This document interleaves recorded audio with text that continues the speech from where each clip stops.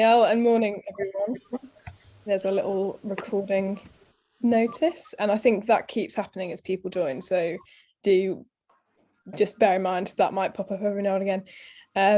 But yeah, thank you for joining us this morning, and thank you for those of you who managed to join the other sessions as well. I really hope that they've been helpful for you as you go about your day. And welcome if this is the first thing that you're joining us for. We've done a little bit of speaking where people are based, but I'd love, there's not a huge group of us, so I'd love to be able to go around a little bit and have people introduce themselves if you're comfortable doing so. I'm also not a fan of forced participation, so if you say or do nothing in this session, that is absolutely fine as well. So I'll go first. I'm Naomi. I'm one of the directors of Red Letter Christians, but my day job is actually in health research. And I'm really looking forward to this session specifically because it's something that I've wanted to explore in more depth, and preparing this has given me the opportunity to do so. So I'm grateful for that. But I'm looking forward to exploring it for the next hour or so with you guys. And yeah, I would love for you to share your name, where you're based, and either why you've joined the retreat, or what interests you about the idea of embodiment or sacred embodiment. So if you want to unmute yourselves and introduce yourself, then please do. You can do that in the chat as well if you'd rather not speak. Yes. Hi, my name's Eddie. I work for the United Reformed Church in North London and the counties, encouraging groups and churches in their whole life discipleship. And this is a good opportunity just to think through a few more issues about what it means to merge the sacred and the secular and integrate our lives. Brilliant. Thanks, Eddie.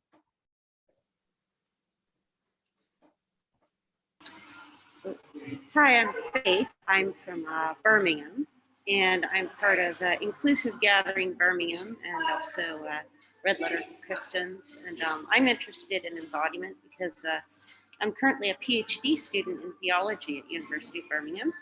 And my thesis is on the embodied redemption of survivors of sexual abuse and trauma in the body, and specifically looking at the Christian doctrine of atonement and the importance of the bodily resurrection for survivors. So I'm really interested in this.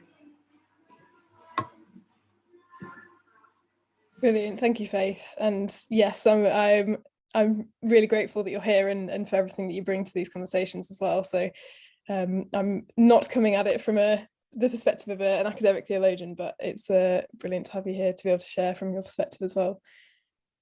Anyone else want to introduce themselves? Yeah.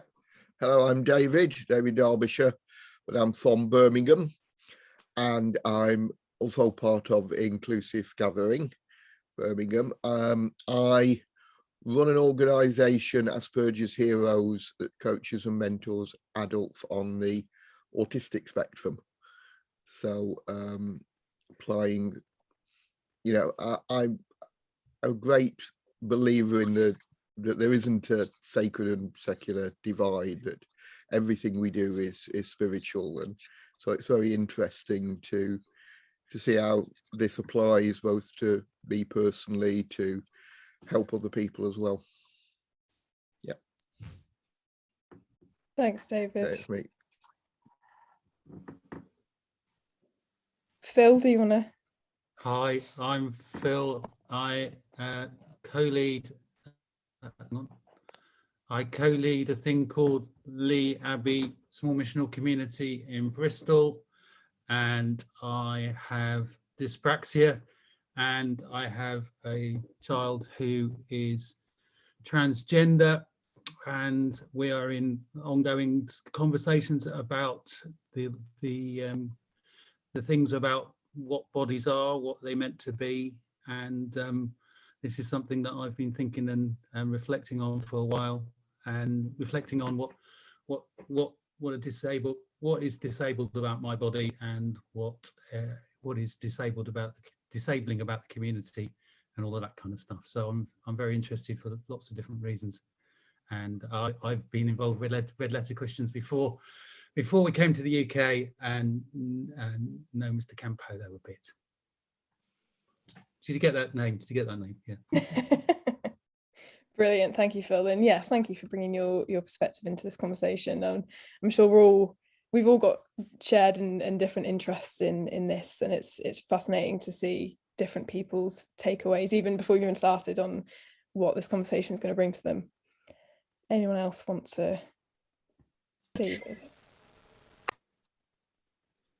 So I'm David, as I said, from Bristol. I've just literally, I'm on the third day of a new role, national role for the Church of England as part of what's called the CLUR Initiative, which is the Church of England's response to modern slavery.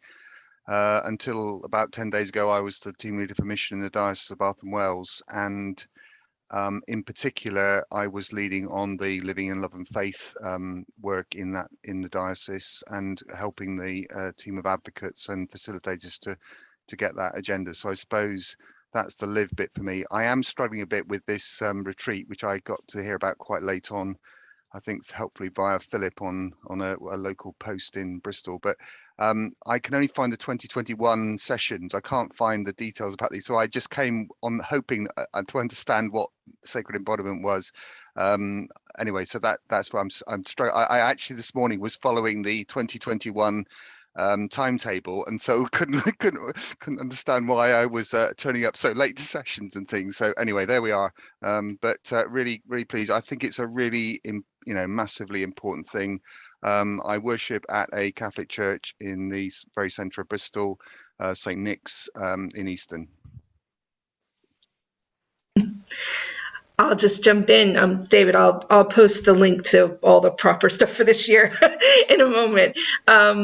My name is Danielle, and I'm like I've said before, I'm one of the directors of Red Letter Christians. I'm also the pastor of Inclusive Gathering Birmingham, which a number of people have mentioned, where, we're a church that's about radical inclusion across sexuality and gender and disability and neurodiversity. And so we're always kind of working on some angle of sacred embodiment and what that looks like to be church together across lots of difference. I'm going to just read a few of the introductions from the chat. So Sally, hi Sally, joining us from Southwest London, joining the retreat to gain some nourishment. I run a business doing coaching for individuals and community audits for churches, amongst other things. And Nell is a Methodist presbyter in West Yorkshire, currently snuggled at home in Sheffield for these 3 days, opting not to participate as I simply want to soak up the input after almost 2 years, the COVID season. Fair enough, absolutely. And that's it, I think. Fellow Methodists here, it's great. Okay. Is there anyone else in the Zoom room who wants to introduce themselves? Hi, I'm happy to go next. I'm Katie. I haven't really thought much in advance about the session, really opening to listening and learning and joining in if I can. I work for Christian Aid as their head of strategy and development. I'm also a Greenbelt trustee, so these issues are really close to my heart. Thanks. Oh, thank you for joining. Well, I'm Sheila Chesterton, as I said, from the south of France, and I have total selfish desire here to just be with some people and speak English and to learn in English. It's such a delight having to have, normally my church is a French speaking church, so very selfish motive. And we're Joran Carmel Ramey. We are in the south of Ireland. And Danielle, I realise it's your dad-in-law and mother-in-law. I realise the name. I know them from back in college in Galway. Yeah, we would have. We can. No way. Yeah. Small world. So we're involved in church here in our local Bantry Church, Bantry Christian Fellowship, and we just want to know what it is to follow. We just want to be Christ followers. We want to learn to follow Jesus, and we've been asking ourselves that question this past year, particularly because the good news of Jesus is good news for everyone, and it must be good news for everyone, or else it's not good news. So so we're here just to be part of whatever's happening, really.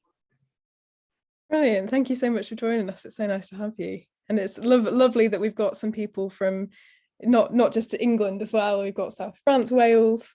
We've had a couple from Scotland joining us later as well. And it's great to have a bit of a spread. Fantastic. Anyone else wanting to go? Oh, Tim. Yeah. Hi, my name's Tim. I'm sat in Durham at the minute. I'm half-time chaplain and at Durham University, and half-time I try and help parishes think through how to engage with poverty in their local areas.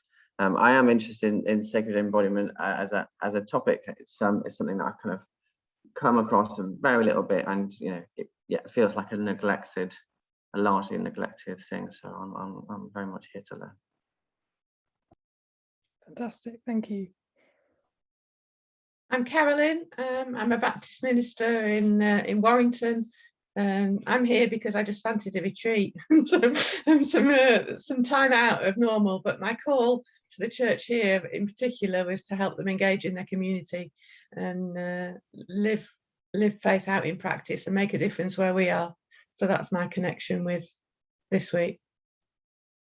Fantastic, thanks, Carolyn.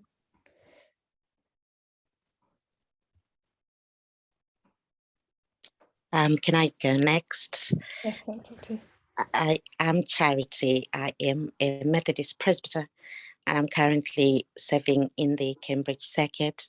And I've also just been appointed as the co-chair of the Justice, Dignity and Solidarity strategy for the Methodist Church, which is really the equality, diversity and inclusion stuff. And I am here to learn a bit more about sacred embodiments and to do that with other people. Brilliant, it's lovely to have you here. Thank you, Charity.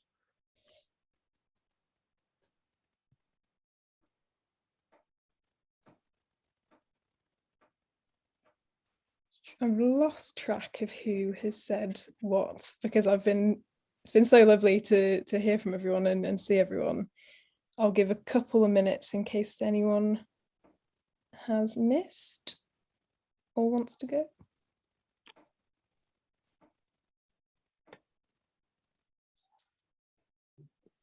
Fantastic. Okay, so obviously, as we've mentioned, we're going to be talking about sacred embodiment as a concept and as something to introduce into our spiritual life and spiritual practice.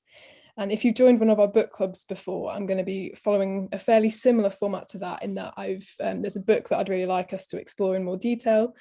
So it's called The Wisdom of Your Body, and it's by an author and clinical psychologist called Hilary Mcbride. And I'm going to post some links in the chat to various things. I'm going to read through a couple of passages from the book that I think really introduce this topic well and raise some questions for us to discuss as a group.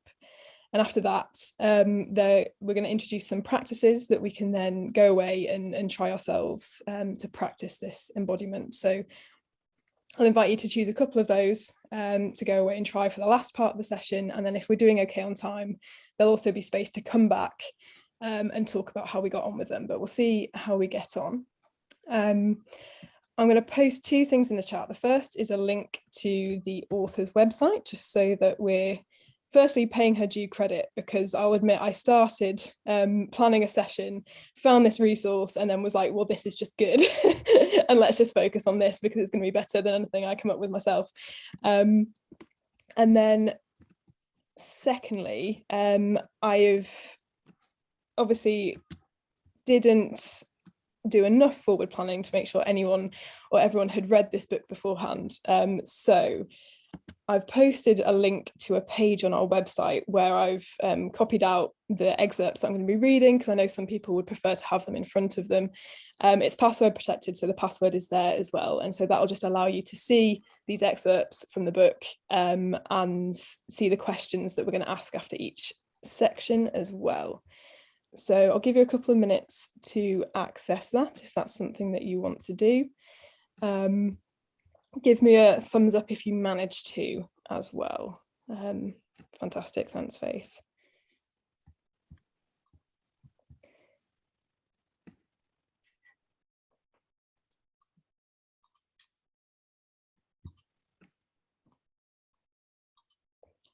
So whilst people are doing that, I will just give a quick intro. So Hilary Mcbride is a therapist, a researcher, a speaker and a writer. She has her PhD in counselling psychology and writes from a Christian perspective. In her own words, she says, "I love to help see people grow, heal, change, and come into more fullness in themselves and their relationships. I am passionate about the well-being of all people and want to make psychology and academic research accessible to a wide variety of people." So this book is really rooted in her practice of psychology, but it's also coming at things from a Christian faith perspective, and something that I've found really helpful in examining our relationship between our spirituality, our mental health, and the way that we move through this world as embodied people. So how are people getting on with accessing that link? Has it worked for you? Fantastic, I'm getting some thumbs up. So with that as the case, I will start with our first reading. So if you want to, actually, first thing I will say. Can you help me? Hey, how can I help? I've lost it, but I don't know. Okay. So I will just preface this conversation by saying, as we mentioned, a lot of people mentioned as we introduced ourselves, we're all coming at this from different perspectives and different experiences of life, different things that we're going to take away. And we have a general rule that we deal with each other gently, that this is a space to learn.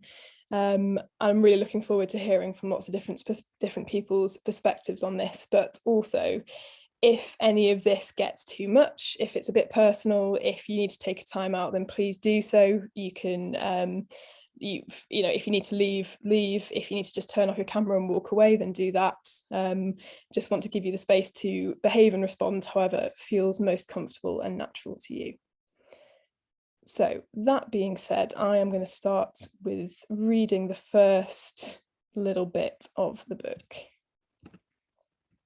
This is from the section called Fully Alive.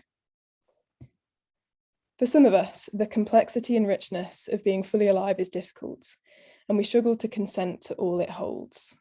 Loss, grief, pain, aloneness, illness, the pangs of hunger or fullness, the grip of fear, and the finality of death.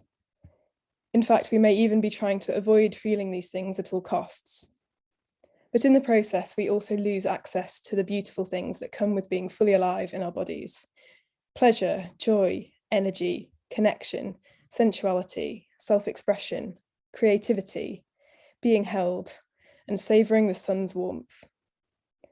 We can't avoid the painful things we experience through our bodies without sacrificing the good, the beautiful, the rich.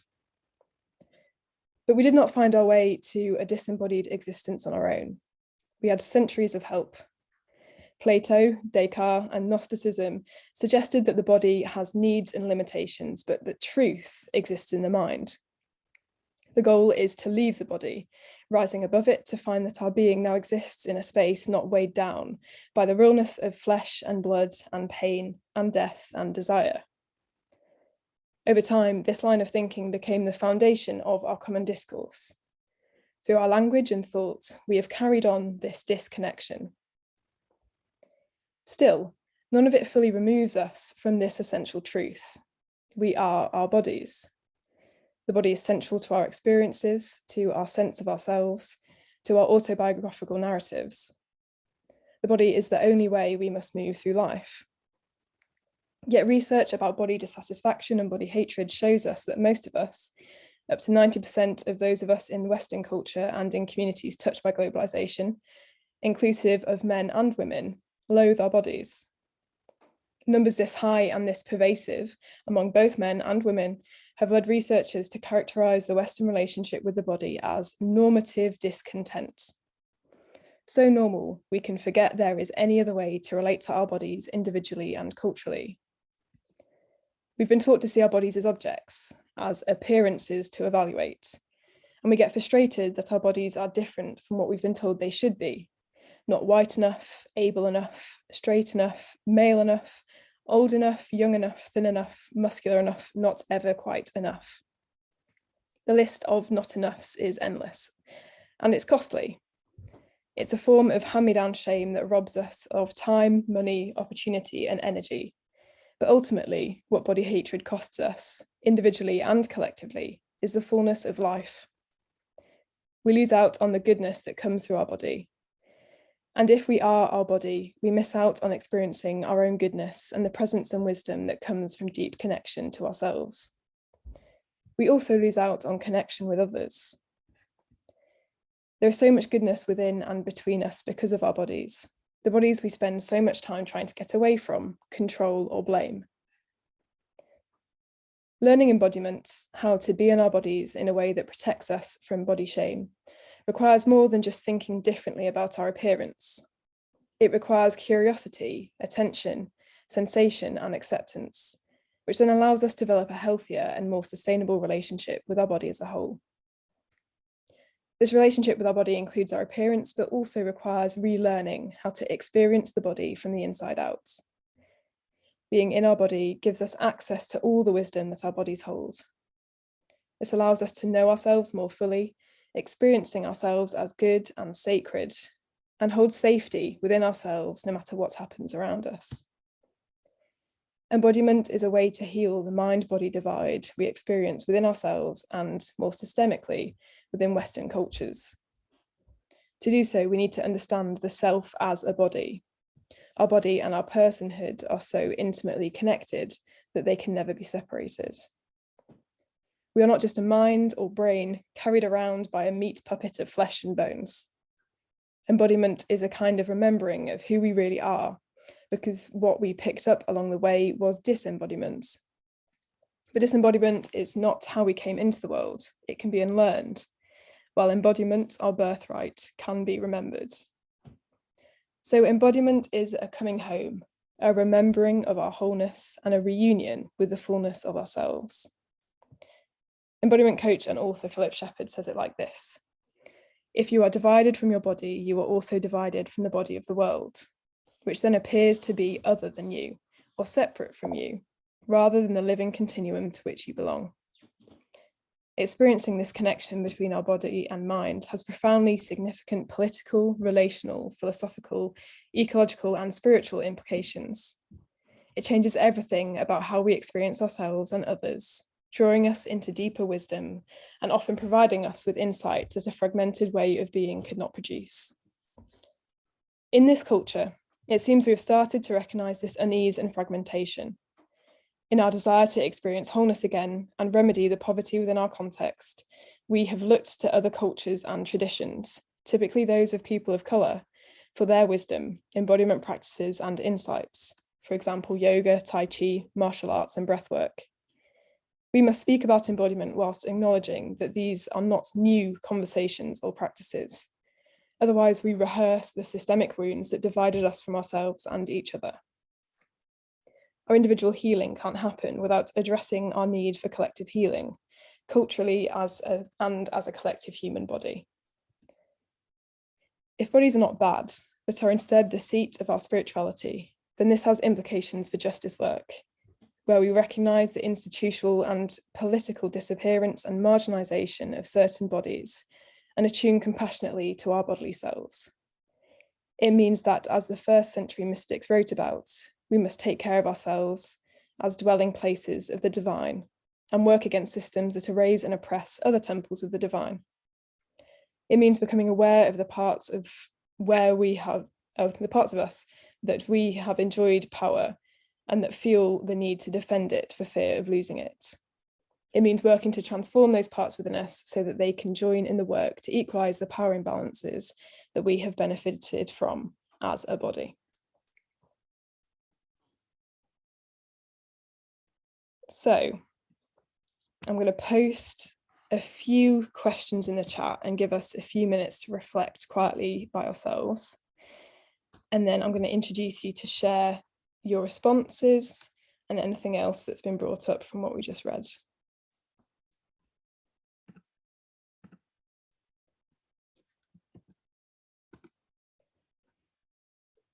The first is, what do you respond to from what we just read? What did you find helpful or unhelpful? Was there anything that was challenging or anything affirming? I also want to invite you to take a moment to remember a time where you felt most alive. Think about that time and make a plan for the future when you can do that again, or when you can do something else that makes you feel alive.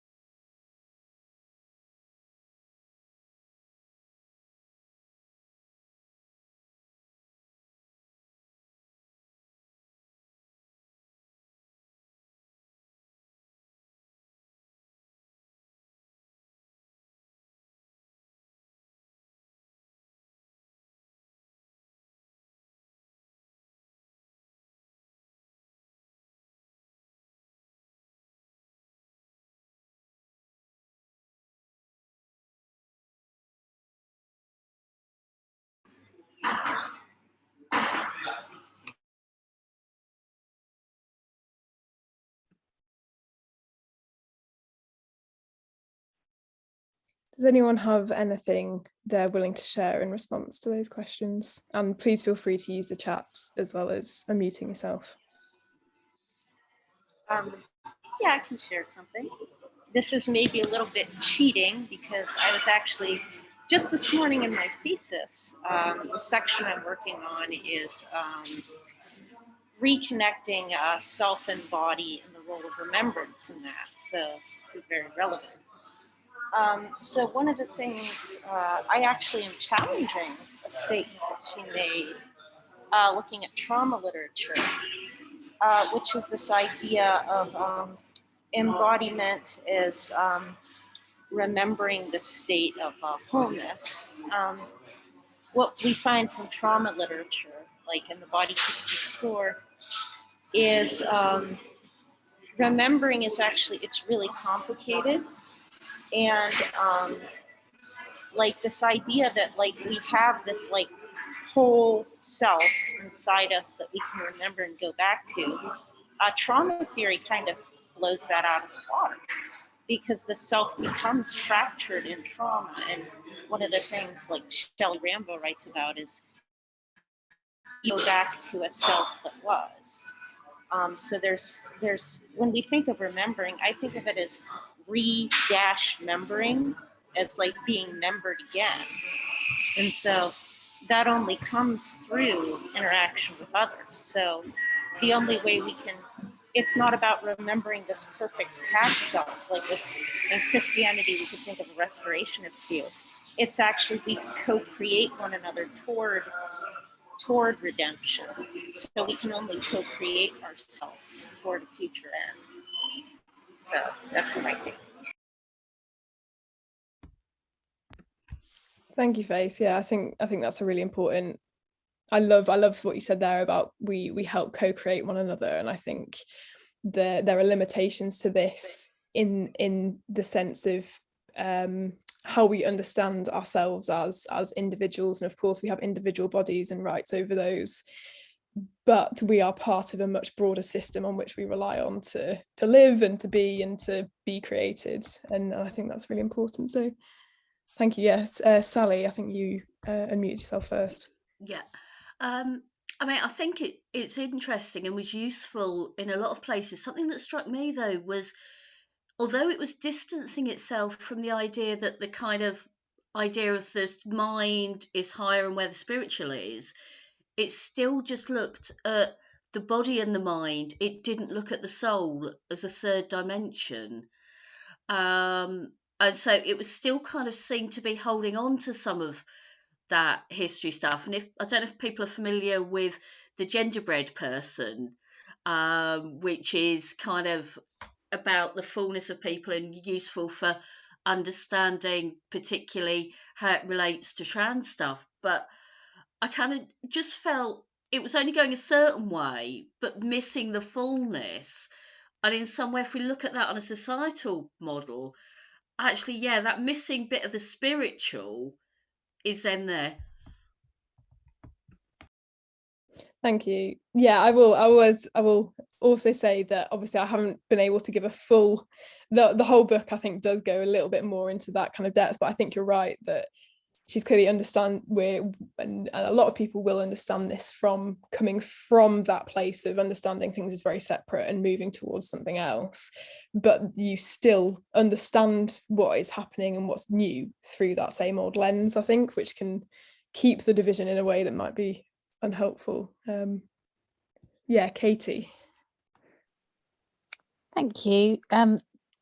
Nothing majorly insightful. I guess I was just really hit by that 90% of people loathe their bodies and just the grief that goes along with that. And I think, yeah, I mean, I've got 2 girls, they're 5 and 8, and really conscious in my really immediate community of the work to be done to steward them through growing up and growing into their bodies, and yeah, both from their perspective but also from a wider kind of communal perspective. There's a lot to do, isn't there?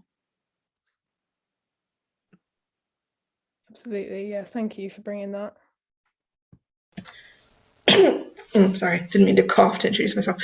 I resonated with the meat puppet. I often sometimes think of myself, I realize, as like a brain on a stick, that like it's all the stuff that happens up here is what's important. And that, I guess within that, I include, my spirituality can be very cerebral in a lot of ways. And so I think the kind of connecting with my whole body is a spiritual thing that I avoid. And when I'm doing well with it, when I've done yoga and things like that have connected me more with my whole being, it creates this greater depth of connection to God, knowing of myself. But I recognize in myself that I do avoid doing that because I'm probably more comfortable in my head, if that makes sense. You've heard me say this before, Naomi. And I think, I think that's something that I think particularly I can relate to in terms of how my spirituality has changed. Like I can remember as a child, I have really vivid memories of the extent of my spirituality was I used to dance in church, and I loved going to church because I would just dance, and that was amazing. But it got to the point where that was seen as distracting or inappropriate and detracting from the point of the service and the words. And I, from that point onward, for me personally, I feel like my spirituality has gone into that cerebral place, and it's something that you think about and it stays very much in your head. But something I've been feeling really challenged on recently is how I get back to that point of just, because I don't know if this is a side effect, I can't dance in public. I hate it. I don't like people. Yeah, I do a little 2-step maybe if I go out with my friends. But yeah, I think my challenge for myself is to try and get back to that point where I can just dance and not care and be in my body that way. Yeah, anyone else? I think that Red Letter Christians movement, one of the things that some of us are doing is kind of detoxing from Western evangelicalism, and I think that could be added to the list of things that give us body hating. I was just reflecting on the kind of evangelicalism that I was brought up in, which was more about a book than a person, and more about beliefs and practices. So it's all very cerebral, and the really good stuff is cerebral, and the important stuff is what you believe, and the Bible. We talk about Bible-centered churches, which for me is completely ridiculous now. But Bible-centered, no Jesus-centered, because Jesus was the Word became flesh. But it's the sense that for a lot of us, our spirituality has been centered in the cerebral, and it's been prioritized. That's the really, like you were saying, you're dancing, but that's not the really important stuff. The really important stuff is what you believe, understanding, being able to quote long bits of scripture, so I would think there's something about, for some of us who are brought up in that flavor of Christianity, that we've got some relearning to do and re-understanding of ourselves and God, perhaps. Yes, thank you.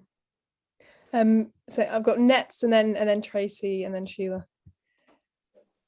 Yeah, I was thinking that I'm sitting here with a pain in my back, which is something that is consistent for me, and I'm aware that for me that's quite a low level thing, but it impacts everything that I do.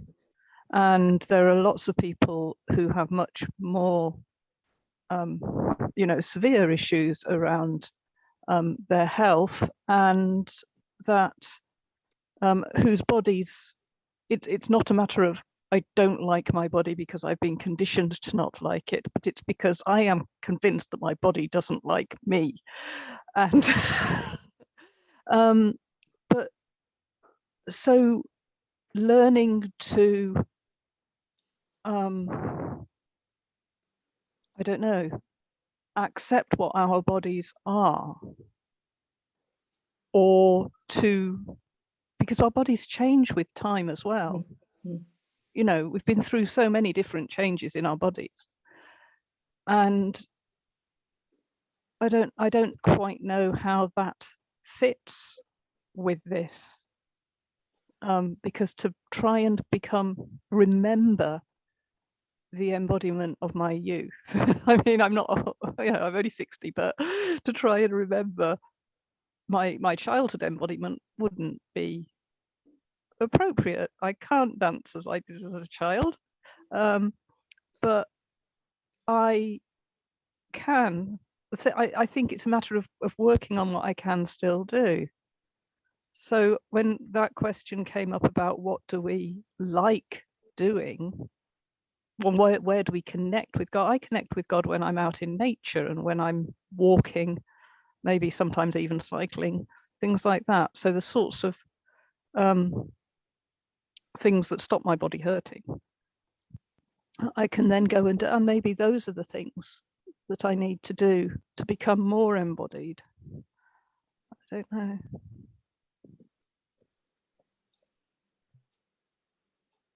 Thank you, Nets.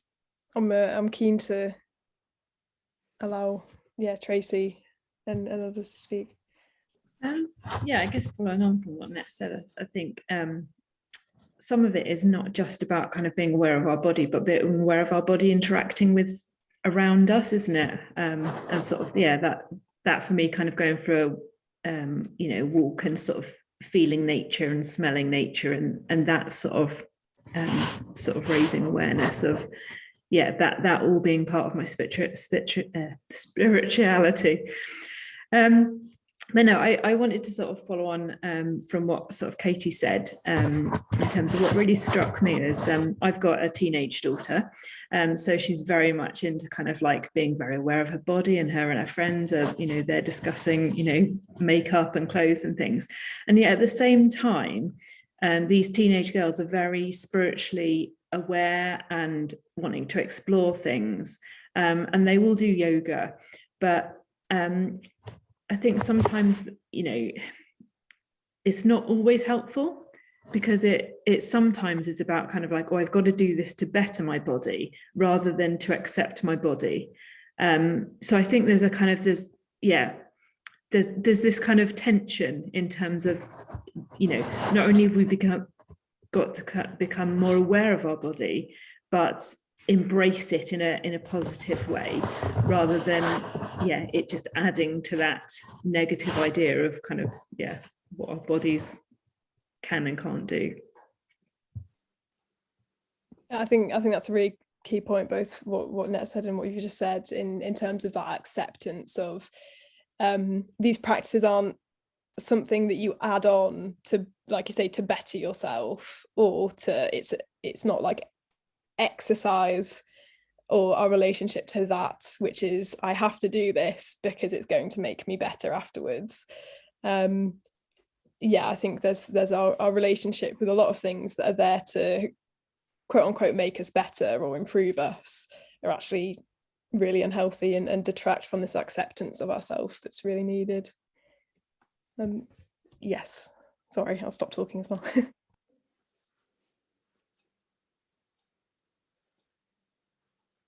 Sorry, did you want to go, Sheila? Yeah, okay. A couple of things. I love that thought that you said about dancing. A survey done many years ago now showed that 37% of the population have their main learning style is kinesthetic. And so they need to move to learn, which I think should be something our churches could take on board, and a third are visual. But it was what Nat was saying about connecting with God. Something I've been trying to encourage for people for a long time is that often our spiritual life is strengthened by what we really get a buzz out of. What makes us feel more alive is often something that will be there to actually encourage us in our spiritual life. And I spoke to an old man once without mentioning God, but I just asked him, what did you like? What made you feel most alive? And he said, when I went sailing, that's when I felt. And then he went on to say, and when I do that, I feel God and I play together. And then went on to say, and sometimes God plays rough. And I just love that as a way of putting that, we often think it's to be certain spiritual disciplines, but I think, like you were saying, to go out walking, it's what makes us feel the most alive, and we should prioritize that, I think.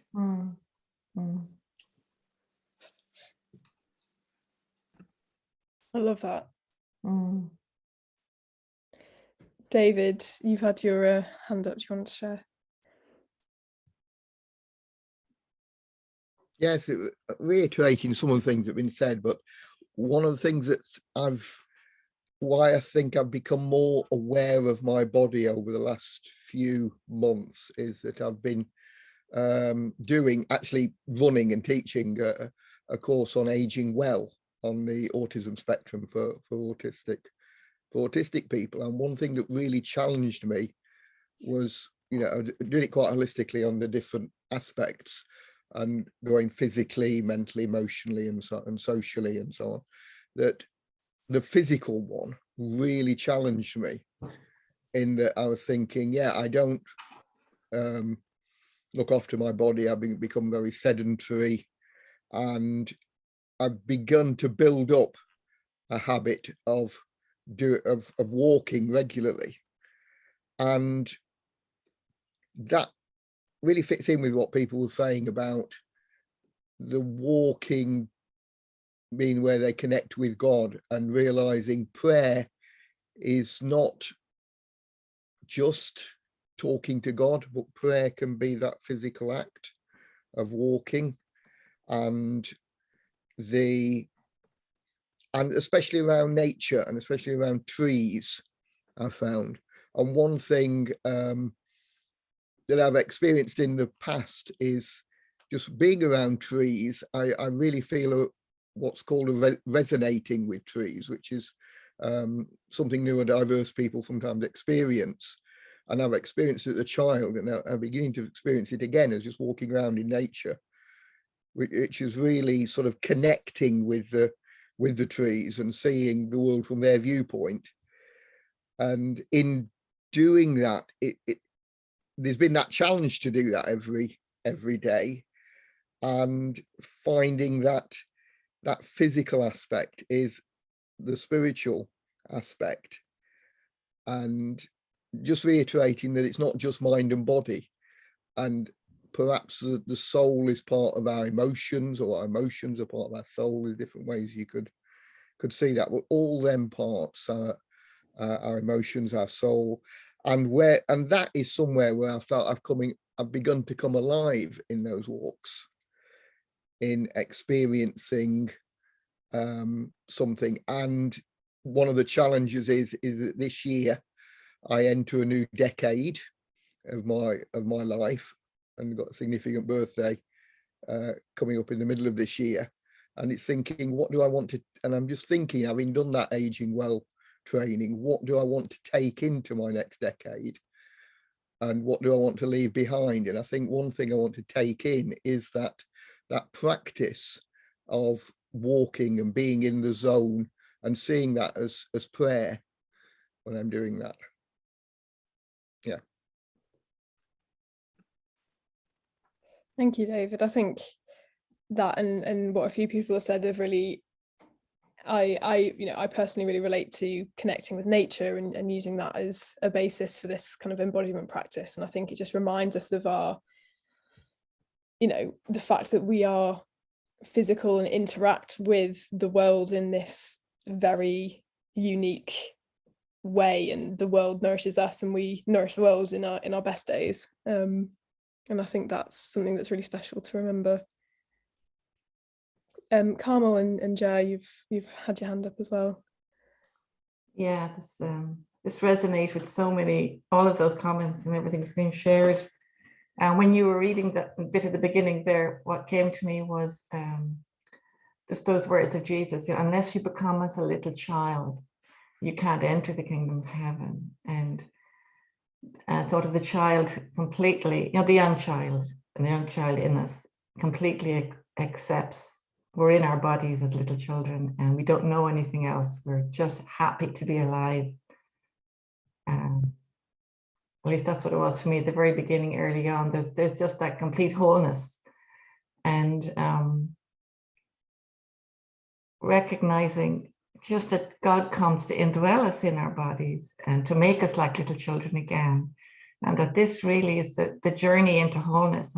And this is the good news of the incarnation, that he really comes to bring us back into that wholeness and the simple acceptance of our vulnerability, really. I just, accepting I'm just a vulnerable child in need, and to live with that open hand before him and before one another, rather than hiding, like in Genesis, the hiding away so we can't receive, and we're kind of cut off from ourselves as well as one another, as well as from our Creator. And actually getting back to that place of accepting our vulnerability and our humanness, and just beginning to live from that place with an open hand. And it's scary. I find the 2 bits and pieces I've read of Brené Brown, she talks about vulnerability. I think she does that really well. And there's just something in that acceptance of, it's okay to be in need. It's okay. And that's the beginning of receiving then, So I all those things are going around in my head this morning. And there's a scripture, that scripture, it's come to me a few times. It's Paul says something, glorify God in your body. And I've asked the Lord the last couple of years, what does that mean? Glorify God in your body, right in where I am now, And so I'm wanting to live into that and know what that means. And I know it just means a wholeness. And I think it means, for me, it certainly means being courageous enough to embrace my own vulnerability and stuff, but yeah, it's a journey. I think it's a journey. And for me, it certainly takes courage, takes a lot of courage. Yeah. I think that's a really, really important point about courage and vulnerability. I think the struggle with accepting our embodiment and our physical nature is accepting that with that comes vulnerability. It comes the vulnerability that you could be sick. It comes the vulnerability that you could be hurt, and that's escaping. That is a really attractive get out of jail card, to say, actually, this physical body doesn't matter. It's it's all about what goes on in your head and your soul and elsewhere. I think that's the fear, is accepting that vulnerability. David, did you have something you wanted to add? Yeah, one is personal and one is sort of more thinking about the context I've been working in and now working as well. I think that the thing for me is where the mind and body connect is stress. And I've been through a difficult period because of COVID. We didn't replace staff, and I had a team, and I was having to take on some extra work. But then, secondly, we were then under threat of redundancy from about September 2020 until it was decided about October, November who was going to be made redundant, or which posts were going to be made redundant. And I probably have thrived on stress for most of my working life, and I worked, often work very strange hours and all those kind of things, because it is a sort of 7-day-a-week kind of roles I've been in, and night times as well, evenings as well as, so it's not a conventional kind of 9 to 5 or anything, but it is then for me, it's been the basic neglect of my body, or whatever, that I can't remember what the meat phrase was now, but it's that real sense of not really thinking about it at all. But weirdly, 9 days after finishing at the old job, I was in hospital with a blood pressure of 207, which I've never had before, and feeling quite unwell. And I mean, that was probably a releasing of something, I assume, in one sense. But you suddenly got to change. I have already changed life very significantly, but that issue about stress, which is such a hidden thing, and I know many people deal with it different ways. I don't really see on a day-to-day basis any sort of physical. That's the trouble. I don't see any physical issues with it. But then obviously now I've been brought up short, and I have a few test things. I mean, that's the personal thing, and then the sort of professional, or the other thing is this, which I think has become very common now, but the ACE thing, going back to what Faith said about trauma and things. I think the adverse childhood experiences, which is informing a lot of different bits of work that I've been engaged with.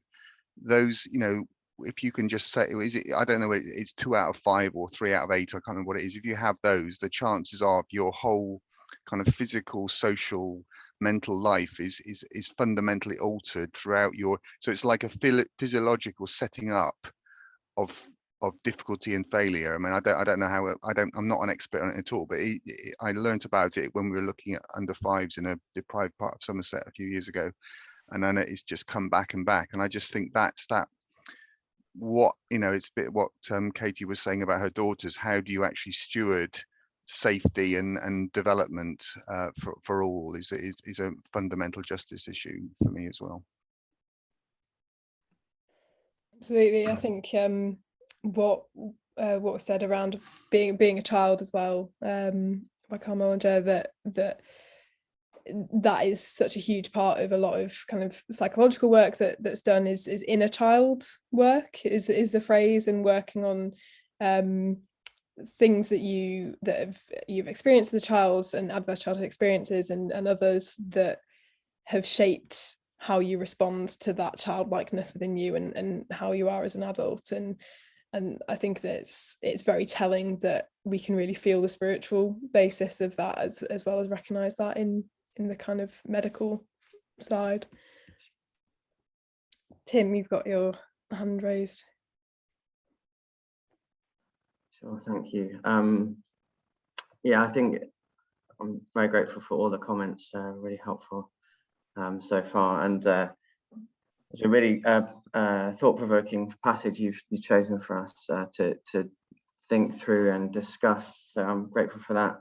The phrase that really leapt out at me was the whole idea of bodies as objects, because one of the things I'm kind of fascinated by is, and I think arguably the elephant in the room is the C word. I dare not mention it almost, but our capitalist system that overarches everything makes us see everything as objects and things, and thingified and as dispendable, and kind of the pressures that come on us, as David was just kind of alluding to, because our whole system, our theological and economic imagination actually divides everything up into all of these things. And it's like, actually, we could really learn a lot from and it's a massive area of ignorance for me. But I really learn a lot from spirituality such as Native American spiritualities, where you know, Mother Earth. That's not just a cute name, but actually how reality is perceived and understood. So yeah, lots going on in my head. I'll stop there. No, I think you're absolutely right, and it feeds in with my own experience, which is very similar to David's in terms of, I very much carry stress in my body and see the effects of that, and I think that goes back to what you're saying, the C word, capitalism, seeing our body as a resource rather than us, and it's something that you squeeze out every last ounce of productivity that you can, and that's the job of your body, is to work it until it fails, and then the system doesn't care about you anymore, and that's something that we really have to challenge in church, and unfortunately I think the church and the justice sector and the charity sector, which all kind of intertwined, are sometimes the worst for this, in terms of the overwork and seeing actually that, maybe not intentionally, but perpetuating a message that actually, you've got work to do, and it doesn't matter if your body suffers, because it's your job to save the world, and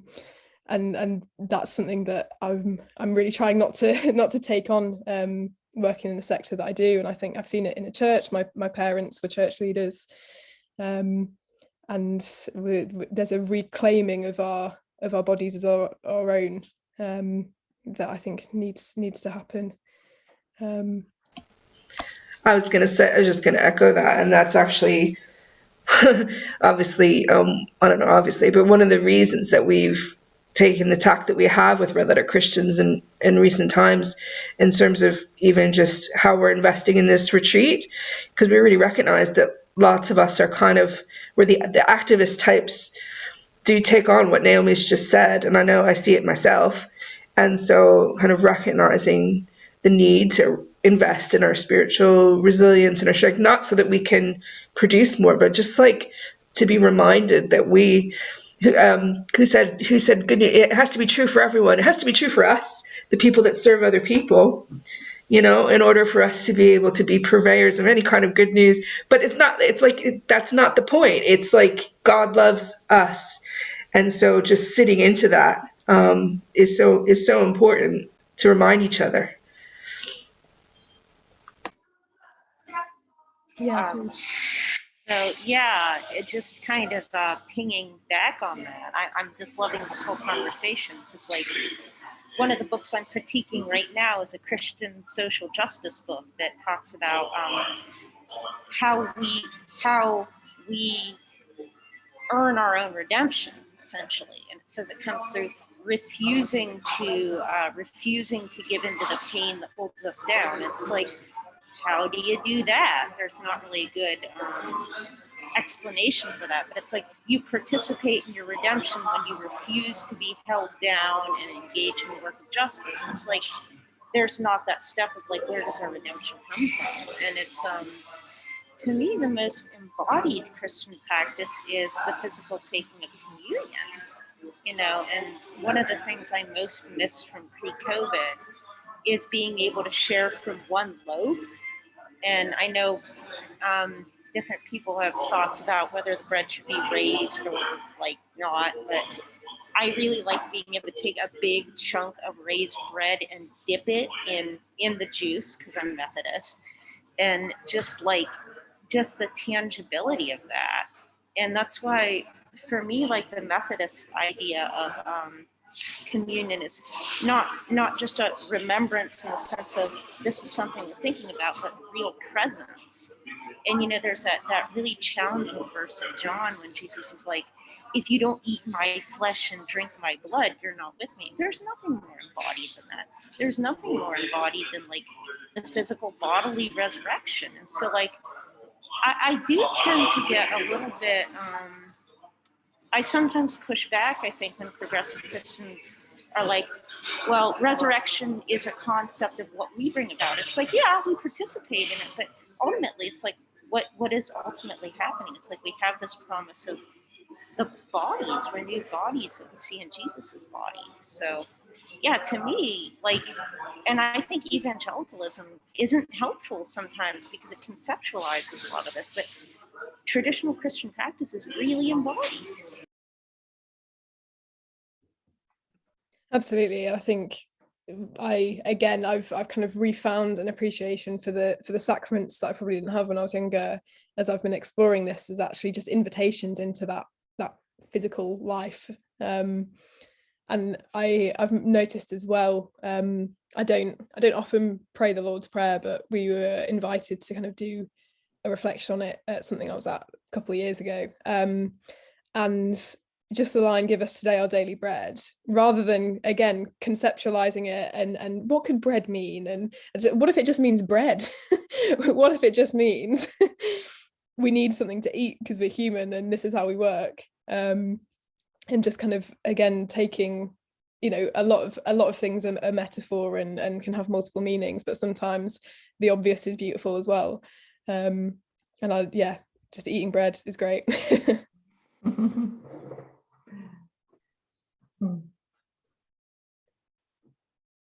That's been a really, really lovely and fruitful conversation. I am trying to decide what to do with this last half an hour, because there was a little bit more of the book that I wanted to explore. But I also want to give people the chance to try and share some of their own embodiment practices as well. So what I'm going to invite you to do is, if you've managed to access the link to that reading, you can read it in your own time. It just invites a little bit more of, I think, the spiritual into it, and what it means for us to appreciate different bodies and our relationships with each other in that.